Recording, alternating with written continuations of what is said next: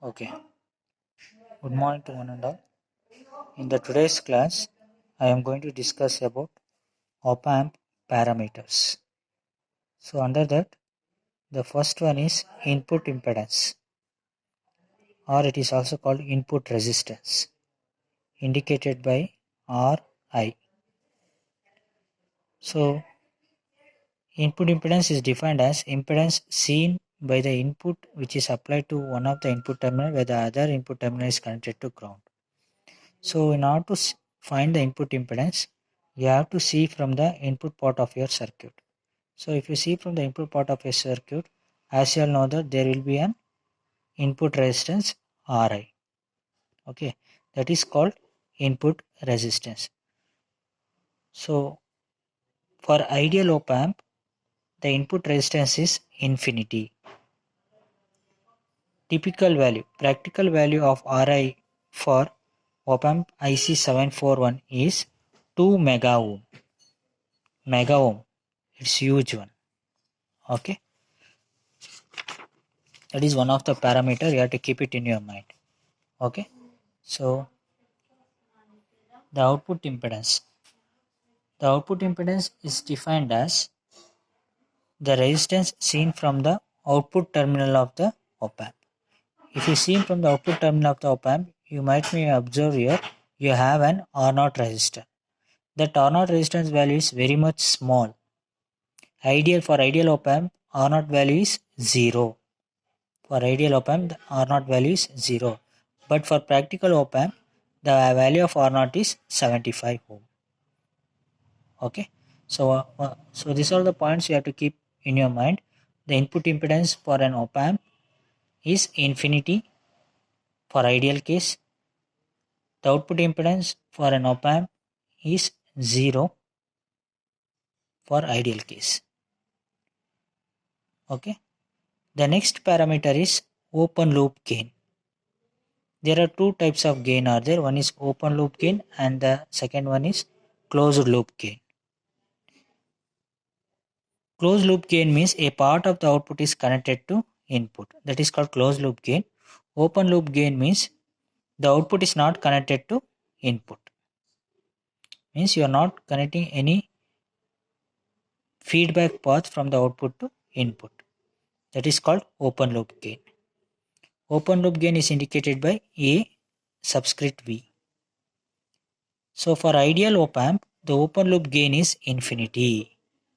Why in the sense, as you know that open loop gain can be defined as it's a ratio of output voltage by input voltage. Okay. For the given input voltage, if AV value is very much high, right? If AV value is very much high, then you will get V0 value more. Right? Therefore, AV value is very much high in the sense the AV should be infinity in order to get the output value more for the given input. Okay, that is called open loop gain. Typical value or practical value of open loop gain is 2 into 10 to the power of 5. If we come to slew rate, how do you define slew rate? Slew rate is nothing but how quick your op amp will respond for the given input voltage. That is called slew rate. Okay, so here the rate of change of output voltage with respect to time is called slew rate. Okay, obviously the slew rate should be infinity, right? Your op amp should respond quickly as soon as possible for the given input voltage, right? There should not be any delay. The typical value of the slew rate is 0.5 volts per microsecond. Okay, so here I'd give an example with respect to a diagram. Consider an input voltage with 1 volt DC and your output voltage is within 2 microseconds it responds quickly. Okay, that is called slew rate. Common mode rejection ratio. Rejection ratio in the sense your op amp have the ability to reject an noise signal. Okay, here the common mode signal is noise signal. Therefore, it is called common mode rejection ratio, measure of op-amp's ability to reject common mode signal.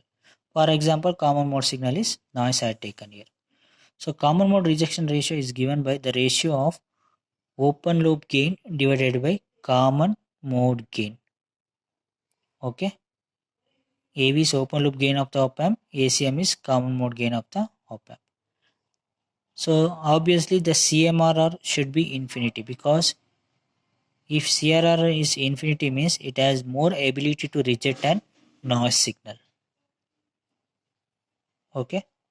So now you have input offset voltage.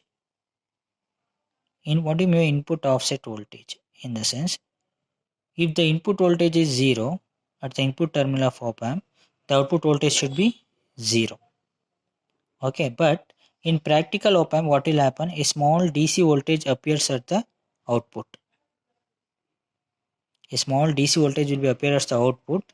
Okay, even if you didn't apply the input. Okay, so that voltage we call it as an input offset voltage. So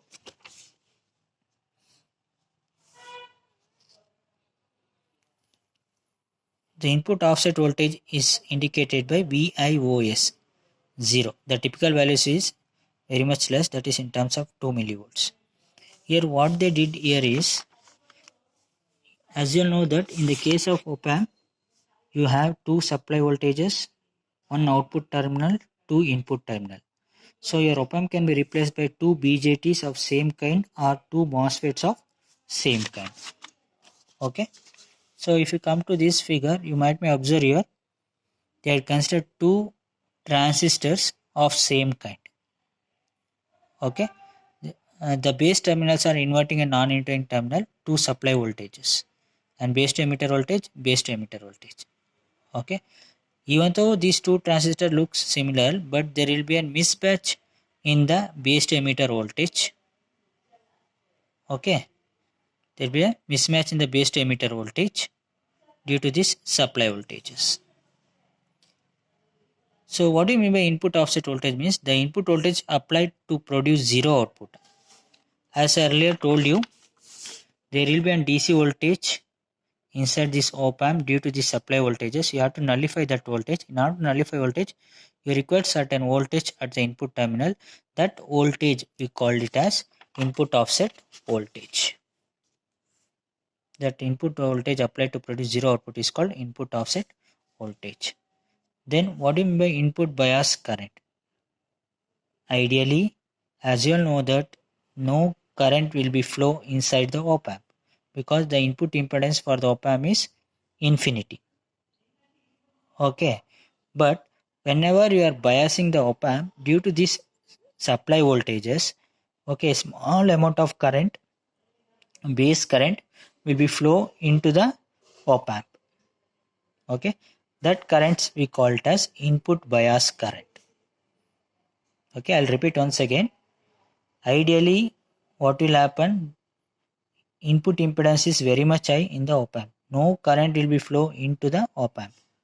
But due to these biasing voltages plus VCC and minus VE, a small current used to flow through inside the input terminal. That is called IB1 and IB2. So they are called input bias current, because they are the current produced due to biasing voltages. Therefore, it is called input bias current. Here I have shown with respect to two transistor. Then how to find out the input bias current? Nothing but if you take the average of these two, then you will get the input bias current. Then what do you mean input offset current? See, strictly speaking, IB1 and IB2 should be equal, identical, if it is an ideal op-amp. But because due to some mismatch between the transistors, what will happen? Due to mismatch between the two transistors, what will happen? This IB1 is not equal to IB2. Okay. Therefore, such difference current we call it as input offset current. Okay. The difference in the currents we call it as an input offset current indicated by IOS. Okay, I hope you understood the parameters of op-amp. Okay, that is ideal characteristics of an op-amp followed by practical characteristics of an op-amp. If you have any doubt, you can call me back. Thank you.